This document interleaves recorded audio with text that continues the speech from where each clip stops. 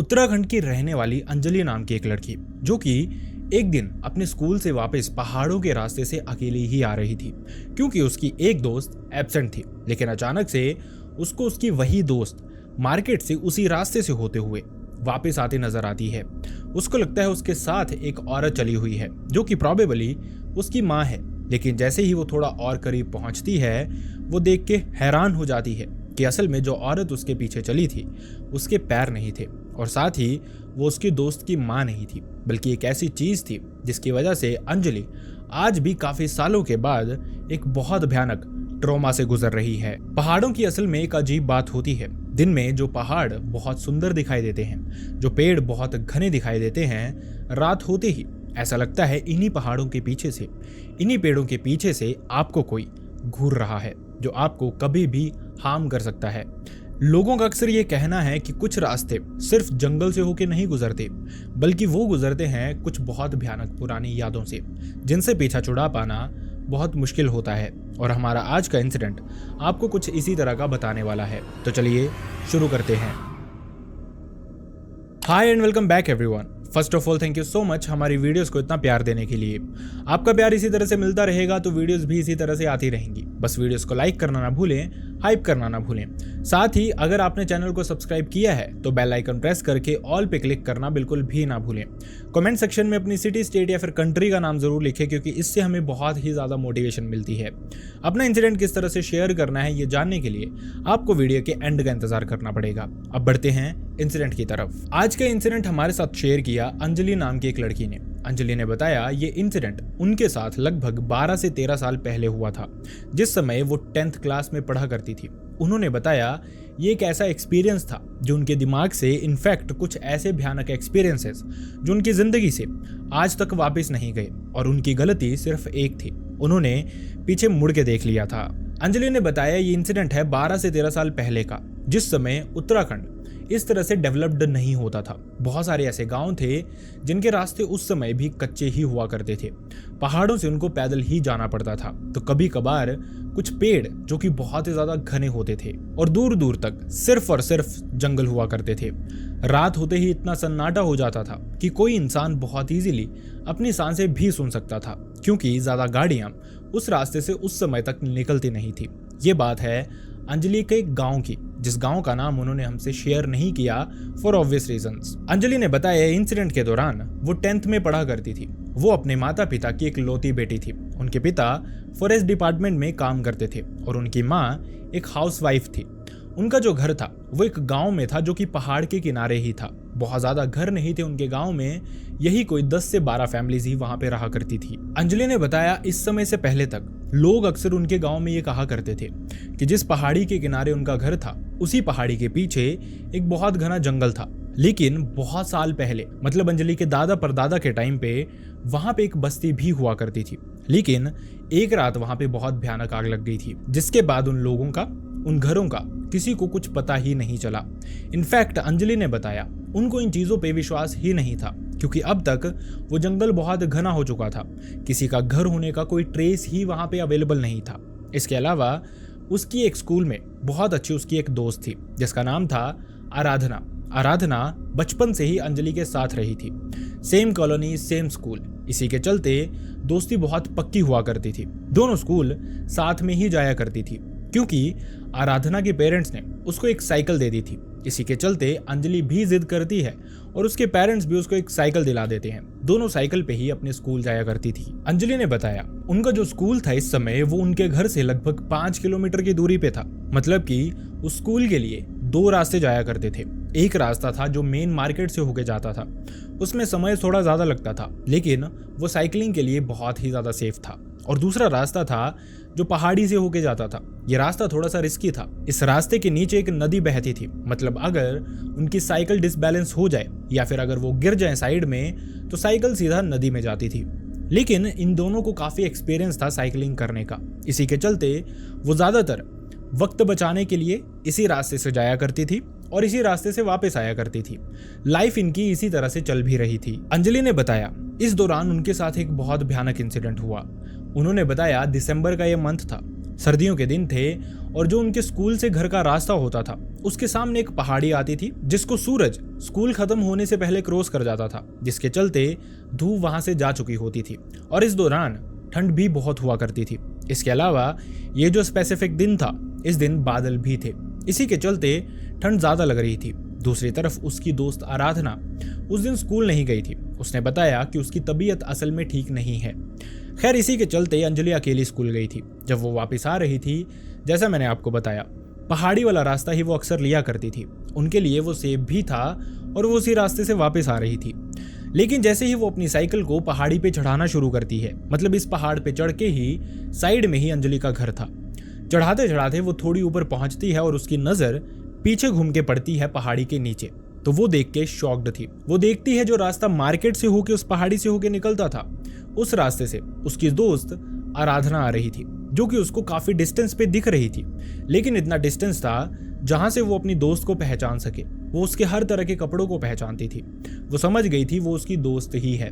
वो उसका पहले इंतजार करने का सोचती है, लेकिन फिर उसको लगता है कि उसको वापस घर चले जाना चाहिए। बेहतर होगा वहां पे फ्रेश होके फिर वो अपनी दोस्त से पूछे कि अगर वो ठीक थी तो वो स्कूल क्यों नहीं गई, और अगर उसने मार्केट आना था स्कूल खत्म होने वाले समय पे तो मैं भी वहीं से होके आती। बेहतर होता दोनों साथ में ही आती। यही सोच के अंजलि अपने घर की तरफ निकलना शुरू करती है। लेकिन थोड़ी हाइट पे पहुंचने के बाद घर से लगभग 150 मीटर की दूरी पे ही वो फिर से पीछे मुड़ के देखती है। पीछे देखती है तो आराधना के पीछे एक औरत उसको नजर आ रही थी। उसको लगता है शायद इसका कुछ खाने का मन किया होगा, या फिर हो सकता है वो दवाई लेने गए हों और इसी के चलते वो अपनी माँ के साथ आ रही हैं। लेकिन थोड़ा गौर से देखने पे अंजलि के होश उड़ने शुरू हो जाते हैं, क्योंकि उसको जो लग रहा था आराधना के पीछे उसकी माँ चल रही हैं, वो असल में आराधना की माँ नहीं थी। ये देखते ही अंजलि का खून जमना शुरू हो जाता है। वो समझ गई थी कि जो कुछ भी उसको नजर आ रहा है वो असल में कुछ और ही है। लेकिन एक तरह से वो हिप्नोटाइज भी हो चुकी थी। वो अपनी नजरें वहां से हटा नहीं पा रही थी। वक्त के साथ आराधना उसके क्लोज आती जा रही थी, लेकिन ऐसा लग रहा था उसको पता ही नहीं है उसके पीछे कोई औरत चली है। थोड़ी देर होती है, वो थोड़ा और क्लोज पहुंचते हैं। जैसे ही विजन क्लियर होता है, अंजलि की हालत और खराब हो जाती है, क्योंकि वो देखती है कि असल में इस औरत के पैर ही नहीं है, वो सिर्फ सरकती हुई चल रही है और बिल्कुल आराधना के पीछे पीछे। लेकिन आराधना को इसकी कोई खबर नहीं है। इसके अलावा कुछ और भी भयानक चीजें थी। ये जो औरत थी उसके पीछे चली हुई, उसके कपड़े काफी हद तक जले हुए थे। इनफैक्ट जब चेहरा भी दिखना शुरू हुआ तो एक साइड का चेहरा भी उसका जला हुआ था। ऐसा लग रहा था जैसे चेहरा पिघल के नीचे गिरने ही वाला है। इसके अलावा कुछ और भी भयानक होता है। थोड़ी ही देर में ये जो औरत थी ये पीछे मुड़ के अंजलि की तरफ देखती है और अंजलि के होश उड़ जाते हैं, क्योंकि इस औरत की आंखें एकदम सफेद थी। ये चीज इनफ थी किसी भी इंसान को बहुत बुरी तरह से डरा देने के लिए, और यही चीजें अंजलि के साथ भी होती हैं। उसको समझ नहीं आ रहा था उसके साथ हो क्या रहा है। वो उस पर्टिकुलर जगह से मूव क्यों नहीं कर पा रही है। देखते देखते उसकी साइकिल उसके हाथ से छूट जाती है और साइकिल सीधा नीचे नदी में जा गिरती है। लेकिन उसको इतनी सुध नहीं थी कि वो अपनी साइकिल संभाले या चीखना शुरू करे ताकि उसके पिता बाहर आएं और उसकी साइकिल को समहाउ पकड़ लें। अंजलि ने बताया ये जो मंजर था ये उसको मूव नहीं करने दे रहा था, लेकिन अचानक से उसमें पता नहीं कहां से इतनी पावर आई कि उसने बहुत जोर जोर से चिल्लाना शुरू किया, आराधना आराधना। अपनी दोस्त को वो चिल्ला चिल्ला के बुलाती है, जिसके चलते वो उसकी तरफ देखती है तो वो उसको कहती है पीछे मुड़ के देख। जैसे उसने पीछे मुड़ के देखा, उसको कुछ महसूस ही नहीं हुआ कि उसके पीछे कोई है। वहीं दूसरी तरफ अंजलि की नजर एकदम से नदी की तरफ जाती है अपनी साइकिल देखने के लिए। लेकिन अंजलि ने बताया इसके बाद जो उसके साथ हुआ वो किसी भी फिल्म के जंप स्केयर से बिल्कुल भी कम नहीं था। मतलब जैसे उसने नजर एकदम से हटाई थी, वो पैर अपने जमीन से उखाड़ नहीं पा रही थी, लेकिन दूसरी तरफ उसको ऐसा लगा जैसे ये भयानक औरत जो थी, एक बूढ़ी औरत, वो उसके सामने आके खड़ी हो गई है। उसके मुंह से जलने की स्मेल आ रही थी और धुआं क्लियरली उसको निकलता हुआ दिख रहा था। वो समझ ही नहीं पा रही थी। बचपन से उसने इस तरह के भूत पेशाच के बारे में सुना ही नहीं था। उसने सुना था छलावे के बारे में, डायन के बारे में, भूत के बारे में, लेकिन ये क्या चीज थी वो समझ ही नहीं पा रही थी। वो डरी बहुत थी, लेकिन मुंह से आवाज अब निकल ही नहीं रही थी। पहले जैसे तैसे उसने आराधना कह दिया था, अब वो कुछ कह ही नहीं पा रही थी कि अपने पिता को ही कम से कम बुला ले। अंजलि ने बताया इसके बाद उसके साथ क्या होना शुरू हुआ उसे कुछ याद ही नहीं। आराधना ने उसको बाद में ये चीजें बताई। उसने बताया कि उसके साथ एग्जैक्टली हो क्या रहा था। आराधना को ऐसा दिख रहा था जैसे अंजलि की किसी ने गर्दन पकड़ ली है, जिसकी वजह से हमारे चिन और चेस्ट का जो डिस्टेंस होता है वो कम हो जाता है जब हमारी कोई गर्दन पकड़ता है। वैसा ही उसको महसूस हो रहा था। इसके अलावा ऐसा लग रहा था जैसे अंजलि को कोई उठा रहा है और जमीन पे पटक रहा है, मतलब वो अपने आप हवा में उड़ रही थी और नीचे गिर रही थी। अंजलि को कुछ चीजें महसूस हो रही थी, लेकिन क्लियरली क्या हो रहा था वो समझ नहीं पा रही थी। अंजलि नीचे गिरती है, पत्थर से उसका सर टकराता है, जिसकी वजह से उसको खून आना शुरू हो जाता है। ऐसा लग रहा था जैसे अंजलि बीच बीच में होश में आ रही है, भागने की कोशिश कर रही है, लेकिन कोई एनर्जी है जो उसको पीछे खींच ले रही है। आराधना को कुछ भी नहीं दिख रहा था और अंजलि सब कुछ क्लियरली देख पा रही थी। इसके बाद ये सब कुछ इसी तरह से होता रहता है। आराधना को समझ ना आए, उसके मुंह से डर के मारे आवाज ही नहीं निकल रही थी। थोड़ी देर में ऐसा लगता है जैसे अंजलि को कोई जमीन पे ही घसीट के नीचे की तरफ लेके जा रहा है। ये देखते ही आराधना को ऐसा लगता है जैसे होश आया है। वो चीखना शुरू करती है, अंकल अंकल करके। अंजलि के पिता ये आवाज समझ आते हैं कि आराधना की है। आवाज काफी जोर से थी, लगातार आ रही थी। इसी के चलते वो अपने घर से बाहर निकलते हैं, पीछे पीछे उनकी बीवी, और वो देखते हैं अंजलि को कोई मार रहा था। वही मंजर उनको दिख रहा था जो आराधना को दिख रहा था। अंजलि अपने आप ऊपर हवा में जाए और नीचे गिर जाए, उसको कोई पकड़ के घसीटे। इसी सारे मोमेंट पे जो अंजलि के पिता थे वो उसको पकड़ते हैं भाग के और उसको बाजू से अपने घर की तरफ लेके जाना चाहते हैं। लेकिन ये वो मोमेंट था जब उन्होंने दूसरी तरफ वाली एनर्जी भी एक्सपीरियंस की। उनको ऐसा लग रहा था जैसे अंजलि को पकड़ के कोई दूसरी तरफ भी खींच रहा है। दोनों हस्बैंड और वाइफ जैसे तैसे जोर लगाते हैं, भगवान का नाम लेना शुरू करते हैं जो उनके कुल देवता थे, और थोड़ी ही देर में जैसे तैसे वो उसको खींच के वापस घर की तरफ लेके जाते हैं। उनको लग रहा था चीजें बेहतर होंगी। ना उन्होंने कुछ देखा था, ना आराधना ने कुछ देखा था, लेकिन अंजलि जानती थी असल में ये चीज क्या थी। इसके बाद जैसे तैसे उसको घर तो पहुंचा दिया था, लेकिन ऐसा लग रहा था अंजलि को होश ही नहीं है। उसके पिता थोड़ी देर बाद उसको हॉस्पिटल लेके जाते हैं। जो मलहम पट्टी करवानी थी वो करवाते हैं, लेकिन वो जानते थे कि ये कोई मेडिकल कंडीशन नहीं है जो उनकी बेटी के साथ हुआ है, बल्कि कोई भूत प्रेत, कोई ब्लैक मैजिक, इस तरह की चीज उस पर हावी हो गई है।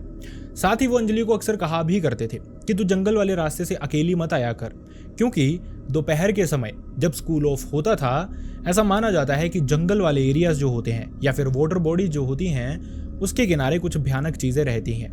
वो उसको अक्सर कहते थे कि तू घूम के मार्केट एरिया से ही आया कर।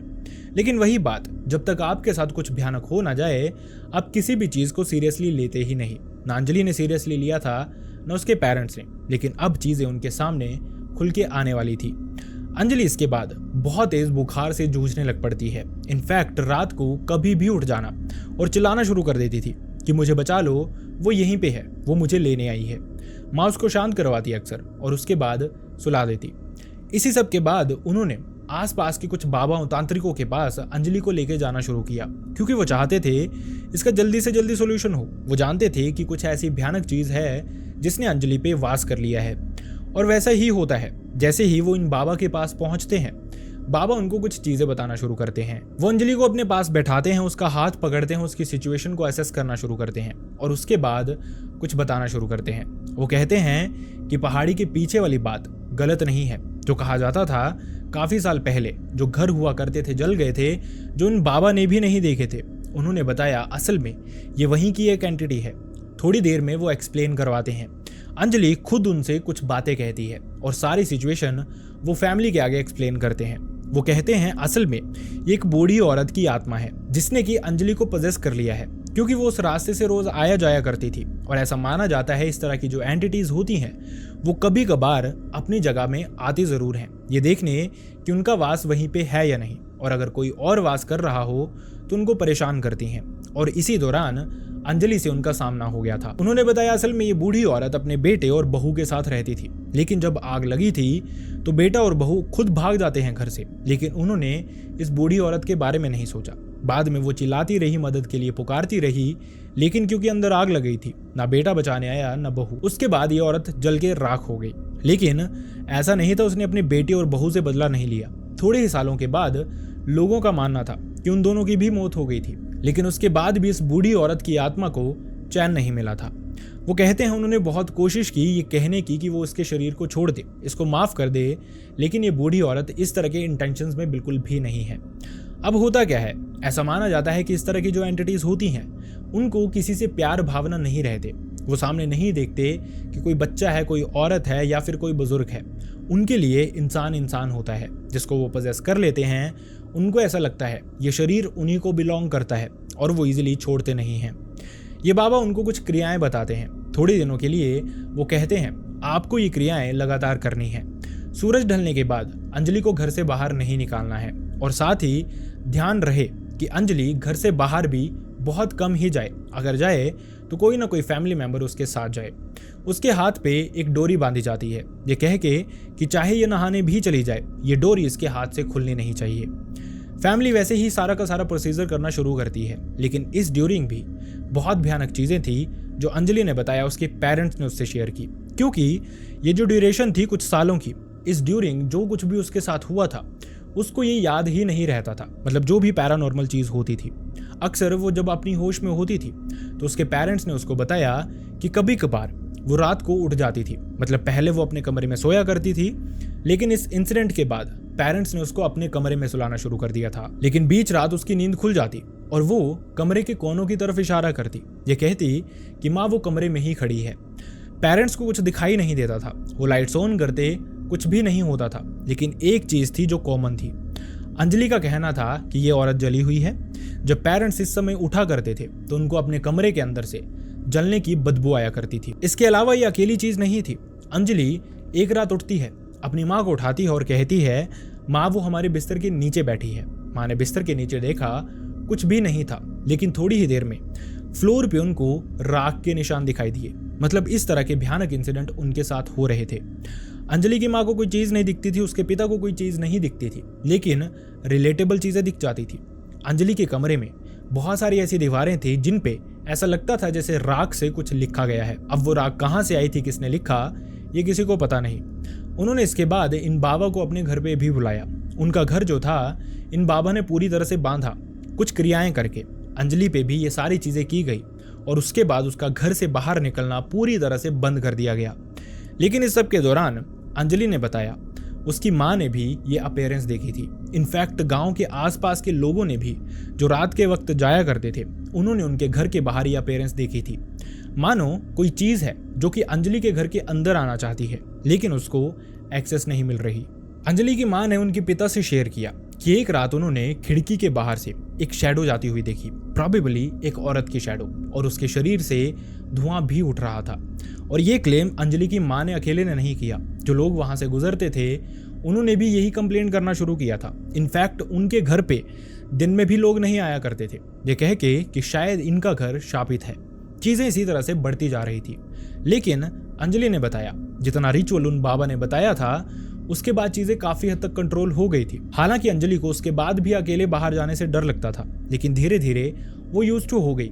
लेकिन फिर भी रात के समय वो उसके बाद से आज तक अकेली बाहर निकली ही नहीं है। ये डर उसके दिमाग में पूरी तरह से घर कर गया है। अक्सर हमारे बड़े बुजुर्ग कहा करते हैं कि कभी कभार वक्त बे वक्त हमें वाटर बॉडीज या फिर जंगल के आसपास नहीं जाना चाहिए।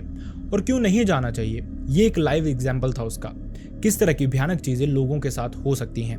जो फिल्मों में चीज़ें आपको दिखती हैं वो भी कहीं ना कहीं से इंस्पिरेशन ही आई होती हैं। किसी ने उस तरह की चीज़ें फेस की हैं, एक्सपीरियंस की हैं, तभी वो वहाँ तक पहुँची हैं। और वैसे इंसिडेंट रियलिटी में भी होते हैं। ये इंसिडेंट उसका जीता जागता सबूत है। सो आई रियली होप आपको हमारे वीडियोस पसंद आते हैं एंड आई रियली होप आपको हमारी वीडियो से कुछ सीखने को भी मिलता है। वीडियोस अगर पसंद आती हैं तो वीडियोस को लाइक करना ना भूलें, हाइप करना ना भूलें। साथ ही अगर चैनल को सब्सक्राइब किया है तो बेल आइकन प्रेस करके ऑल पे क्लिक करना बिल्कुल भी ना भूलें। कमेंट सेक्शन में अपनी सिटी, स्टेट या फिर कंट्री का नाम जरूर लिखें, क्योंकि इससे हमें बहुत ही ज़्यादा मोटिवेशन मिलती है। साथ ही आप अपने सजेशंस भी कमेंट सेक्शन में हमसे शेयर कर सकते हैं। Last but not the least, मैं चाहता नहीं लेकिन अनफॉर्चुनेटली अगर आप में से किसी के भी साथ इस तरह का कोई भी इंसिडेंट हुआ है, आपके साथ, आपके किसी रिलेटिव, नॉन, भाई बहन, फ्रेंड या फिर नेबर के साथ, जो आप चाहते हैं मैं यहाँ पे नरेट करूँ, लोगों तक पहुँचाऊँ, जिससे लोगों को कुछ सीखने का मौका मिले, तो आप मेरी मेल आईडी या फिर इंस्टाग्राम पे मुझसे शेयर कर सकते हैं। दोनों का लिंक आपको मेरे डिस्क्रिप्शन बॉक्स में मिल जाएगा। और साथ ही अगर वीडियो आप फेसबुक पे देख रहे हैं तो अपने इंसिडेंट आप हमें DM भी कर सकते हैं। आप सब अपना ध्यान रखें। See you next time, next video. Bye bye.